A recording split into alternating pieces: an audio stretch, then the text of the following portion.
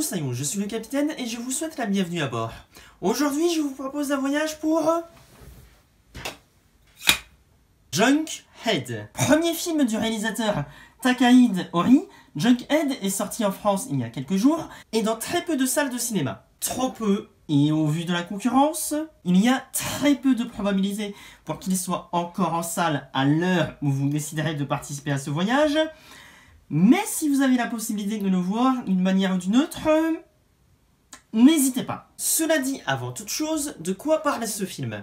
Eh bien, nous allons suivre ici l'histoire d'un humain dans un futur très éloigné de notre époque. Tellement éloigné que le dit humain tient plus de la machine que de l'homme en réalité. Cet humain est envoyé dans les bas-fonds de la société pour une étrange mission.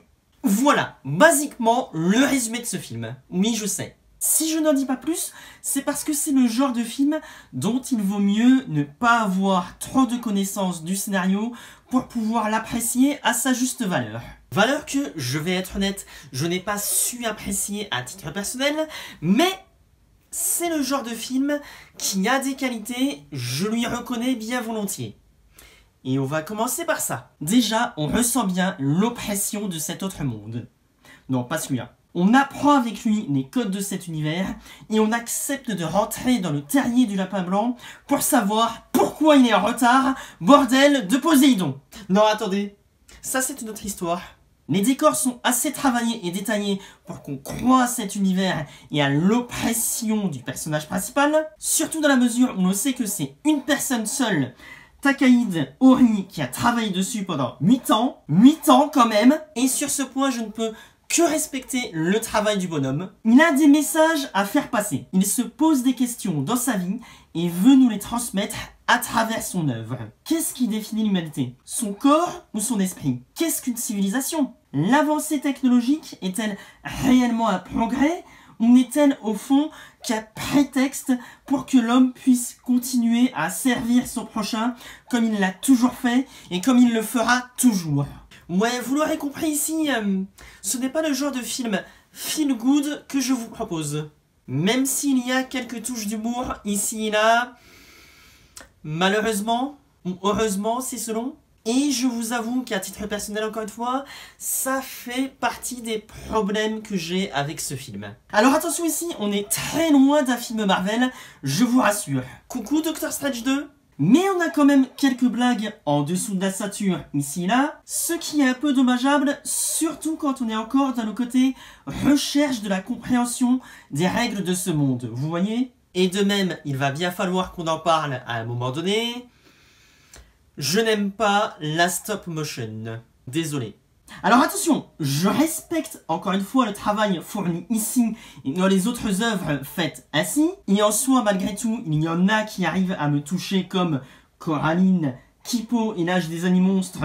Ah non, pardon, ça c'est le titre d'une série d'animation sur Netflix dont j'ai parlé il y a quelque temps sur la chaîne.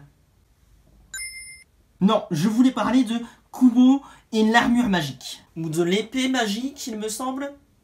Ce film a eu pas mal de changements de nom à sa sortie en France. Mais pour en revenir au film du jour, à savoir Junkhead, je ne vous cache pas que j'aurais bien plus apprécié l'histoire de ce film en animation 2D avec, soyons fous, quelques interventions 3D rajoutées pour les décors afin de montrer la grandeur et la froideur de ces derniers. Mais c'est purement personnel, je le reconnais encore une fois.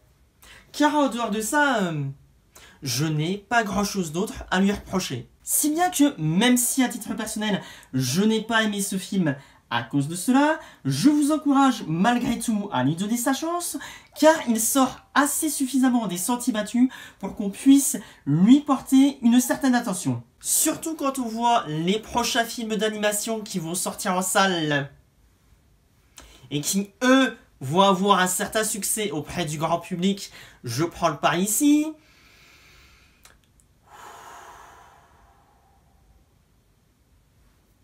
Et oui, je vous rassure, on va en parler à leur sortie. Joie. Mais donc, si à titre personnel, je vais lui donner une note... Voilà. Ça me paraît pas si mal. Ceci étant, je tiens à vous rappeler que ce n'est que mon avis personnel. Vous avez parfaitement le droit d'avoir un avis différent du mien. Mais dans ces cas-là, n'hésitez pas à me l'expliquer dans les commentaires. Et n'oubliez pas que je ne suis qu'un vieux loup de mer qui a passé un peu trop de temps à naviguer sur YouTube. Et on n'oublie pas le petit pouce bleu, l'abonnement ainsi que le partage sur les réseaux sociaux, ça fait toujours plaisir. Bref, c'était le capitaine qui vous parlait depuis sa cabine et qui vous dit à bientôt pour une nouvelle traversée.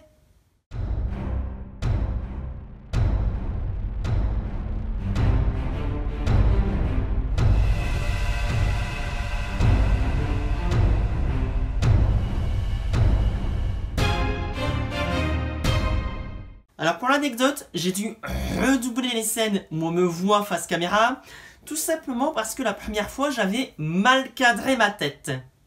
Ou au contraire, elle était trop cadrée.